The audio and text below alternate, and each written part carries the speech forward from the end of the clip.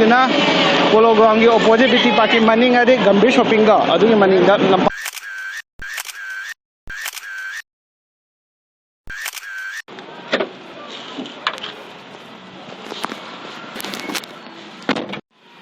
ꯒꯥꯏꯁ ꯂꯝꯖꯤꯡꯕꯒꯤ ꯀꯦꯞꯁꯤꯗꯤ Churachandpur ꯌꯧꯕꯖꯥꯠꯅꯤꯅꯦ hello ꯒꯥꯏꯁ ꯑꯃꯨꯛꯇꯪ ꯉꯁꯤ ꯀꯂꯛꯄꯅ video ꯇꯔꯥ ꯅꯣꯛꯆꯔꯤ ꯑꯗꯣ ꯉꯁꯤꯗꯤ ꯁꯟꯗꯦꯅꯤꯅꯀꯣ ꯔꯤꯀ꯭ꯋꯦꯁ ꯚꯤꯗꯤꯑꯣ ꯌꯥꯝꯗꯤ ꯀꯨꯏꯔꯝꯃꯅꯤ ꯁꯤ ꯚꯤꯗꯤꯑꯣꯁꯦ ꯍꯥꯏꯔꯛꯄ ꯑꯗꯨꯅ ꯁꯟꯗꯦ ꯃꯥꯔꯀꯦꯠꯀꯤ ꯕ꯭ꯂꯣꯛ ꯁꯨꯗ ꯁꯦꯝꯃꯅꯤ ꯑꯗꯨꯅ ꯍꯧꯖꯤꯛ ꯁꯟꯗꯦ ꯃꯥꯔꯀꯦꯠꯀꯤ ꯕ꯭ꯂꯣꯛ ꯁꯦꯝꯃꯁꯦ ꯑꯗꯨꯅ ꯀꯥꯞꯄꯁꯦ ꯁꯟꯗꯦ ꯃꯥꯔꯀꯦꯠ ꯃꯐꯝꯕꯨꯗꯤ ꯃꯌꯥꯝ ꯂꯩꯀꯣ ꯈ꯭ꯋꯥꯏꯗꯒꯤ ꯏꯍꯥꯟ ꯍꯥꯟꯅ ꯇꯧꯈꯤꯕ ꯃꯐꯝꯗꯣ ꯑꯗꯨꯗꯅꯦ ꯆꯠꯇꯣꯏꯁꯦ ꯑꯗꯨꯅ ꯃꯌꯥꯝ ꯒꯣꯔꯁ ꯂꯥꯛꯑꯣ ꯒꯥꯏꯁ ꯁꯟꯗꯦ ꯃꯥꯔꯀꯦꯠ ꯈꯟꯗ꯭ꯔꯤꯉꯩꯗ ꯐꯦꯁꯕꯨꯛꯇ ꯅꯍꯥꯟꯃꯨꯛ ꯊꯦꯡꯅꯕꯅꯦꯕ ꯊꯣꯡ ꯃꯣꯜ ꯚꯤꯗꯤꯑꯣ ꯆꯦꯛꯈꯥꯏꯔꯦꯅ ꯑꯗꯣ ꯁꯤꯁꯦ ꯍꯥꯟꯅ ꯑꯝꯇ ꯌꯦꯡꯉꯨꯁꯦ ꯍꯥꯏꯗꯤ ꯀꯅꯥ ꯈꯪꯅꯤ ꯍꯣꯔꯦꯟ ꯑꯍꯤꯡ ꯅꯣꯡ ꯀꯟꯅ ꯑꯗꯨꯝ ꯆꯨꯔꯒ ꯊꯣꯡ ꯃꯣꯜꯁꯦ ꯑꯃꯨꯛ ꯎꯕ ꯐꯪꯗꯕꯁꯨ ꯍꯥꯏꯅꯩꯗꯅ ꯁꯒꯣꯜ ꯍꯋꯥꯏꯅꯒ ꯁꯦꯝꯕꯅꯦꯅ ꯕ꯭ꯔꯤꯇꯤꯁ ꯃꯇꯝꯗꯒ ꯑꯗꯨ ꯌꯦꯡꯉꯨ ꯂꯩꯔꯦ ꯊꯣꯡ ꯃꯣꯜꯁꯦ ꯁꯤ ꯂꯩꯔꯦ ꯑꯁꯣꯝ ꯅꯥꯀꯟ ꯑꯦꯡꯒꯜꯗ ꯏꯗꯣꯔꯦ ꯂꯩꯔꯦ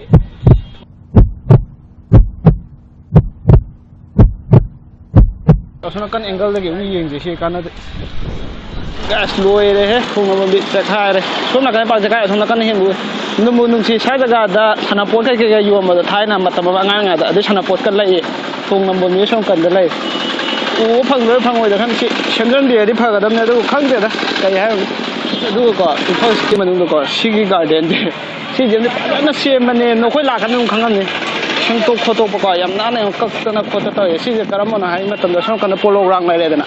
ꯄꯣꯂꯣ ꯒ꯭ꯔꯥꯎꯟꯗꯨ ꯑꯣꯄꯣꯖꯤꯠꯀꯤ ꯂꯝꯕꯤꯗꯣ ꯑꯗꯨꯗꯨꯅꯤ ꯌꯥꯝ ꯅꯥꯟꯅ ꯁꯦꯝꯕꯤꯗ꯭ꯔꯦ ꯆꯤꯟꯈ꯭ꯔ ꯕꯖꯥꯔ ꯃꯅꯨꯡꯁꯤꯗ ꯁꯤ ꯁꯦꯝꯕꯤꯔꯤꯕ ꯃꯤꯁꯦ ꯁꯟꯗꯦ ꯃꯥꯔꯀꯦꯠ ꯐꯝꯃꯤꯁꯤꯅ ꯄꯣꯂꯣ ꯒ꯭ꯔꯥꯎꯟꯒꯤ ꯑꯣꯄꯣꯖꯤꯠ ꯕꯤꯇꯤ ꯄꯥꯔꯛꯀꯤ ꯃꯅꯤꯡ ꯍꯥꯏꯗꯤ ꯒꯝꯚꯤꯔ ꯁꯣꯞꯄꯤꯡꯗꯣ ꯑꯗꯨꯒꯤ ꯃꯅꯤꯡꯗ ꯂꯝꯄꯥꯛ ꯃꯆꯥ ꯑꯃ ꯂꯩꯕꯗꯣ ꯑꯗꯨꯗꯅꯦ ꯁꯟꯗꯦ ꯃꯥꯔꯀꯦꯠ ꯐꯝꯃꯤ ꯃꯌꯥꯝꯅ ꯈꯪꯗꯕꯈꯩꯅꯤꯀꯣ ꯁꯨꯝ ꯒꯥꯏꯁ ꯅꯨꯡꯁꯥ ꯎꯠꯇ ꯁꯥꯔꯝꯕꯅꯦ ꯅꯣꯡ ꯃꯪꯈꯠꯂꯦ ꯑꯗꯨꯒ ꯀꯥꯡꯖꯩꯕꯨꯡꯅ ꯁꯣꯝꯀꯟ ꯂꯩꯔꯦꯕ ꯑꯗ ꯃꯃꯥꯡꯗꯅ ꯒꯝꯚꯤꯔ ꯁꯣꯞꯄꯤꯡ ꯁꯣꯝ ꯅꯥꯀꯟꯗꯅꯦꯕ ꯃꯦꯟ ꯑꯣꯏꯅ ꯁꯦꯀꯔꯦꯟꯒꯤ ꯗꯨꯀꯥꯟ ꯃꯌꯥꯝ ꯐꯝꯃꯤꯁꯦ ꯑꯗꯣ ꯁꯣꯝ ꯒꯝꯚꯤꯔ ꯁꯣꯞꯄꯤꯡ ꯂꯣꯝꯗꯩ ꯃꯅꯤꯡꯂꯣꯝꯗꯩ ꯂꯥꯛꯑꯒꯦ ꯑꯗꯣ ꯅꯣꯡꯃꯨꯛ ꯇꯥꯔꯛꯇꯣꯏꯔꯥ ꯈꯪꯗꯦꯅꯦ ꯒ꯭ꯌꯥꯟ ꯇꯥꯗꯦ ꯍꯧꯖꯤꯛꯋꯥꯏꯗ ꯅꯨꯡꯁꯥ ꯁꯨꯠꯇ ꯁꯥꯕꯅꯦ ꯅꯣꯡ ꯖꯔ ꯃꯪꯖꯜꯂꯦ ꯁ꯭ꯋꯥꯏꯒꯥꯗꯁꯨ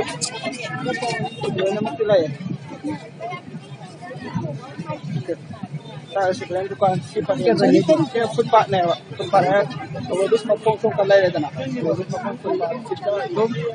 ꯃꯌꯥꯝ ꯐꯝꯃꯦ ꯁꯤ ꯃꯌꯥꯝ ꯐꯝꯃꯦ ꯑꯗꯨ ꯃꯤ ꯆꯤꯟꯕꯁꯦ ꯊꯥꯏꯅ ꯍꯦꯜꯂꯦ ꯍꯧꯖꯤꯛꯇꯤ ꯄꯥꯛ ꯆꯤꯟꯗ꯭ꯔꯦ ꯍꯥꯏꯕꯗꯤ ꯍꯧꯖꯤꯛꯇꯤ ꯃꯐꯝ ꯈꯨꯗꯤꯡꯒꯤ ꯑꯗꯨꯝ ꯁꯟꯗꯦ ꯃꯥꯔꯀꯦꯠ ꯐꯝꯕꯗ ꯚꯦꯟꯗꯒꯨꯝꯕ ꯇꯧꯔꯒ ꯖꯒꯥ ꯇꯧꯔ ꯐꯝꯃꯦꯗ ꯑꯗꯨꯅ ꯃꯤ ꯄꯥꯛ ꯆꯤꯟꯗ꯭ꯔꯦꯕ ꯑꯗꯨꯝꯕ ꯂꯣꯏ ꯍꯦꯟꯖꯤꯟꯅꯒꯅꯤ ꯑꯗꯨꯒ ꯒꯝꯚꯤꯔ ꯁꯣꯞꯄꯤꯡ ꯆꯪꯐꯝꯅ ꯁꯤ ꯂꯩꯔꯦ ꯑꯗꯣ ꯒꯥꯏꯁ ꯁꯤꯗꯣ ꯁꯤꯗꯤ ꯑꯩ ꯆꯞ ꯆꯥꯕꯤ ꯈꯪꯗꯦ ꯃꯤꯅ ꯍꯥꯏꯅꯕꯗ ꯈꯣꯡ ꯆꯠꯅꯕ ꯊꯣꯡꯗꯣ ꯐꯨꯠꯄꯥꯠꯇꯣ ꯑꯗꯨ ꯁꯥꯗꯣꯏꯅꯦ ꯒꯥꯏꯌꯦ ꯂꯝꯕꯤ ꯃꯇꯠꯗꯣ ꯈꯪꯗꯦ ꯑꯗꯣ ꯌꯦꯡꯉꯁꯦ ꯁꯨꯝ ꯃꯅꯤꯡꯂꯣꯝꯗꯩ ꯆꯪꯉꯒ ꯀꯃꯥꯏ ꯇꯧꯅꯔꯦ ꯃꯌꯥꯝ ꯂꯩꯔꯦ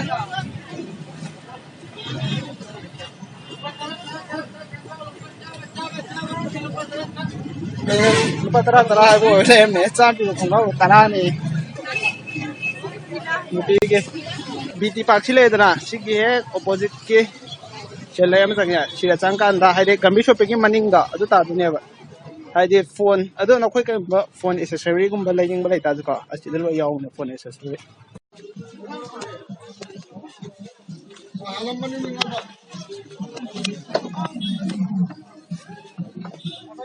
le mi dem to chele guys lo maning da sai ga thaga ga lo ka phone to ga yam ing na chi ta shi che Sunday market ata ne si family shona ta ne ta ga gandi ne samal le saga da sira phang do po doi suya dress ki pota ga doi phang ko electronic party phang ge sa di tour bazar go banya ti sin bag ta ge khu ta ge khungau frame mo pau ki da ani in chi ko phang ge khung ma ma tu si do khung le bed sheet le khungau le sam kan da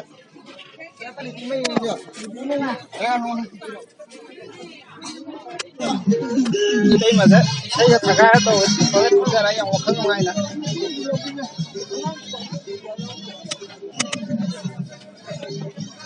để đi bia rượu này xin là bazar tại với cái gì này mi đi nó chìm lên nằm ở phong khang rồi quang không khang rồi ima na ba ni hum polla khada nonda khalla di phalo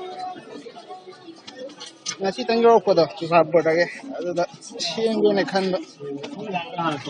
semang ta de ko semning de aduga Sunday market khanbai de ko ma imana ba mi mari manga ko malao aduga khadang mo ko enjoy to khallo de ngai itona la de khaning ko ngi pa ora wari sana ko ku ngai ro ba na si de aduga ngan na la na maman tang ne aduga phaja phangani aduga theng na la ga na maman thongani aduga theng phangani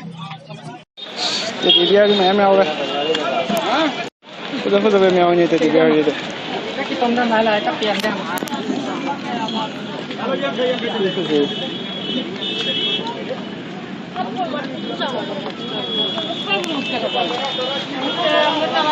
price ini mana mana teman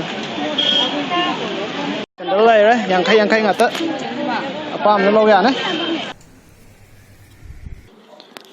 oke guys hazaki oina de yum yaureba aduga numit chupta tare nundang oire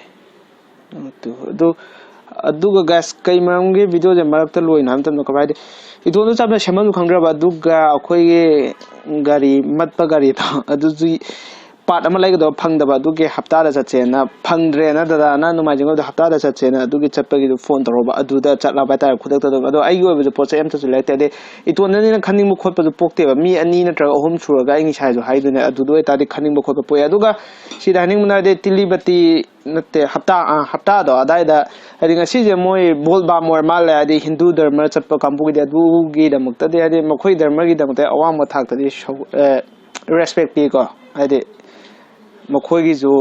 mokhoi gi ishwarni hena mokhoi khala la chai ne adu da de hanthana khanbo ko pade adu gi da mukta di adu gi di laite adu mong ju laite adu ita jo yam ti nungai na ko maka lang na ko sana laibak manipur jidda adi isai thadaraga gari 4-wheeler to thauba mayam thengnare tu sumaina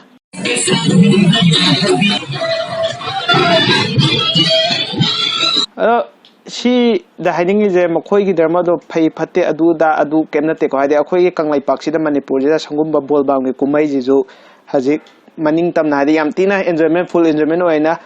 pangthue si tang nei na mayam da hiding is a makhata bade mayam gi hadi urak pada uthopani da okay aduga poinra ga aduga sigi Sunday market haije khamrai de mokhoi je lambi da gumba footpath ta gumne fami je hadi Sunday da de mayam dukan thunglo nei da ko thunglo na bu da aduda phammane ba adu atei matam da de adu mamang do mi dukan thungloi hangnarani adu mana gari park kum na tra footpath kum bo ne ba do sidi akhoi yellow mi nga ta oina famme hadi akhoi maitai muslim ga adu de akhoi maitai na na famme do tribal de kya thina de wa yor ma de ko amane aduga sida atopa mayangumba adugumba atopa akhoi yellow mi na tabadi sida di u laite adugumba de famba laite adu di thina de adu da makta de muksumu khatang ni chawthok chawa fawe aduga sida phangdaba pot ti laitre adi chana baga ko electronical gi pot ka adi chana na ba sijana na ba electronical gi pot ka di phang de aduga set na bagumba phi gi pot kumba de isada set na khot na ba de a manung de ho ko a ma pan bo loinong phange adi loinama phange pare aduga adum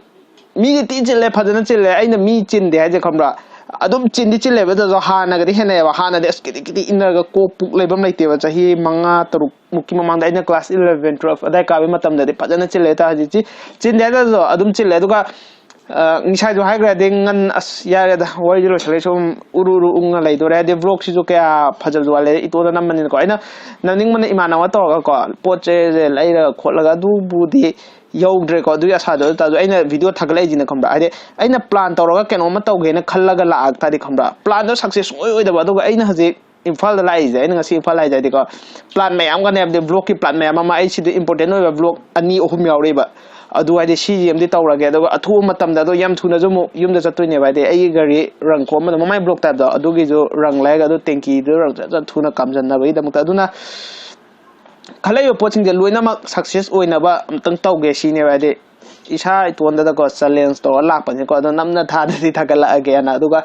thakrak pa do kai ma phaja ta do dislike num number ma kisu kai blaite aduga sima tang je paktre sima tang je ware na do comment pibir mo ade no koina swana paktre ware habja ai gi de lai ba fam ne ade ai gi di mingsel ne o ja ade isagi mai athi je mingsel da tang yinga ga uidana de sumaina mayam pakta ba khotta ba mayam haide asoi bada ngang do ing lai ba mayam jina ko mai de ai gi de